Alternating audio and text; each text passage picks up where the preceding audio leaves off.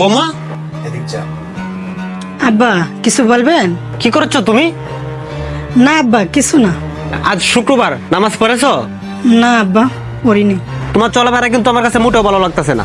দেখো মা, তোমার বাড়িতে শ্বশুর শাশুড়ি আছে, দেবর আছে, ভাই আছে, এভাবে তোমার চলাফেরাটা কিন্তু মোটেও ঠিক না।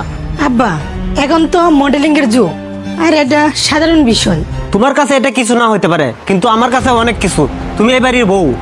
আমার বাড়ির কোনো মেয়ে এভাবে কখনো বেপদ্দাভাবে চলাফেরা করে না। আর তুমি তো আমার বাড়ির বউ, তোমার চলাফেরাটা থাকবে অন্যরকম। সবসময় মাথার মাথায় কাপড় দিয়ে চলাফেরা করবা। তা না হলে কিন্তু এই কথাটা আমি সোহেলকে বলতে বাধ্য হব।